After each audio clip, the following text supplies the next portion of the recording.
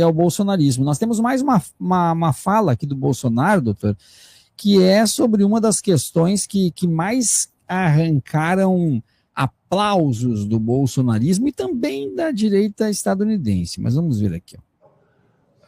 Para a gente explorar petróleo, ali próximo do Suriname e da Guiana. Entre outras coisas positivas, né? Ele botou um fim na agenda woke. Eu digo que eu lutava contra essa agenda antes dela existir. Nós somos iguais. Ninguém interessa com a minha vida particular ou a tua, né? Somos iguais. E acaba com essa discriminação. Já mandou cortar verbas para ONGs que mexam aqui no Brasil com as causas identitárias, entre ela a ideologia de gênero. Agora, realmente, né, é um discurso de se colocando no lugar dele, de se orgulhar. Gostaria, obviamente, de muita coisa a fazer aqui no Brasil, caso tenha oportunidade, Deus me deu a oportunidade de voltar à presidência. Isso tudo esteve diretamente ligado também, doutor, ao enfrentamento que a episcopisa ou a bispa, como estão falando, de Washington fez ao Trump, e o Trump chamou ela de esquerdista radical, mandou ela pedir desculpas, e a última fala dela é que ela não vai pedir desculpas coisa nenhuma, porque ela entende que ela não tem que pedir desculpas por pedir que sejam solidários e pedir dignidade a todos. O Bolsonaro deixa claro aí duas coisas: a felicidade do Trump ter atacado as questões identitárias e de gênero, que ele chamou de agenda woke, e também disse que se ele voltar à presidência, ele gostaria de fazer tudo isso no Brasil também, ou seja, ceifar a possibilidade de equiparação de direitos, de inclusão social e de tudo mais. Ao mesmo tempo, a extrema-direita cada vez mais aumenta os seus percentuais, sobretudo no ramo legislativo, de número de votos, eu estou falando. A gente está convivendo com uma era em que os discursos extremistas e os discursos contra a solidariedade, contra a equiparação de condições, estão ganhando cada vez mais frente. A juventude deixou de ser revolucionária. Como é que o senhor está analisando esse horizonte cinéreo, para não dizer outra coisa, e que nos traz perspectivas tão ruins? Me parece que a esquerda deixou de produzir um sonho para a população. Essa esquerda preocupada apenas com a eleição deixou de produzir a perspectiva de um outro mundo possível, de uma outra sociedade possível. Isso acaba reproduzindo aquilo que, por exemplo, a Margaret Thatcher falava na década de 80, de que não há alternativas ao neoliberalismo.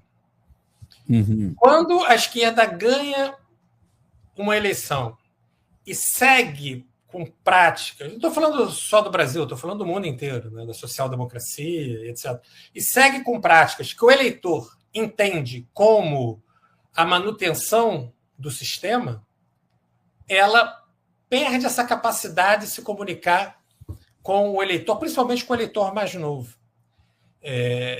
Vamos pensar que, para muita gente, o único governo que eles conheceram foi o governo do PT.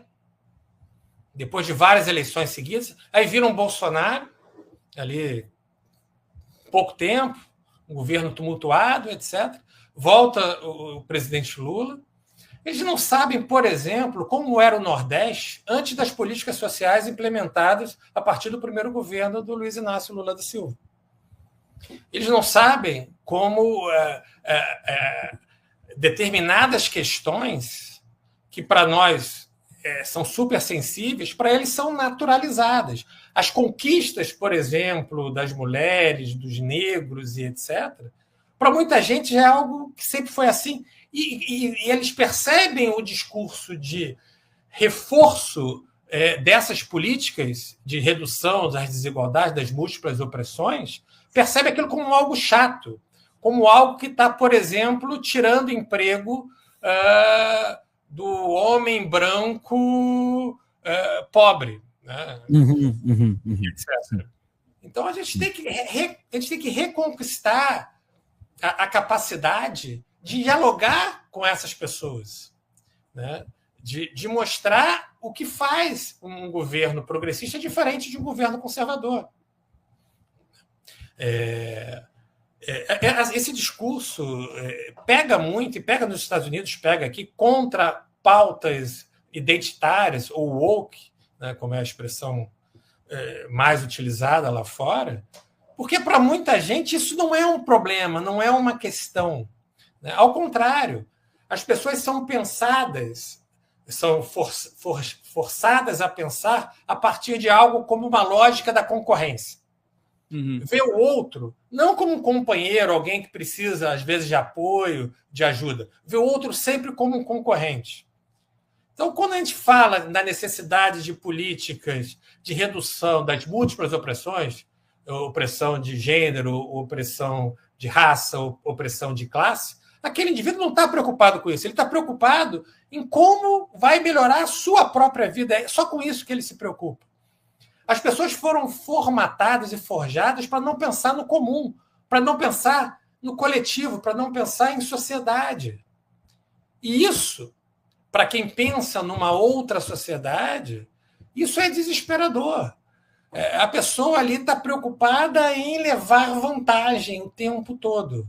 A tal da lei de Gerson, a coitada do Gerson, ficou estigmatizado dando nome para essa lei. Mas, infelizmente, as pessoas estão sendo formatadas para agir assim.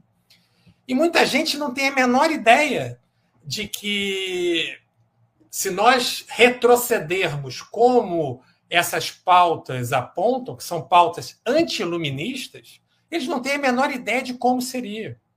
Hoje, a extrema-direita em todo o mundo é uma extrema-direita anti-iluminista. É uma extrema-direita que aposta na mistificação e que tem ódio de qualquer coisa do plano da razão, do plano do planejamento, como lá na China, e por aí vai. Então, é muita coisa para fazer, mas eu acho que a gente tem que focar na necessidade de disputar esse imaginário. Eu acho que é aí que a gente está perdendo.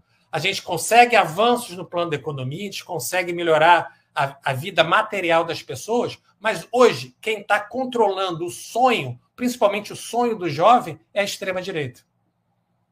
Também. Doutor, aí dentro desses discursos da extrema-direita,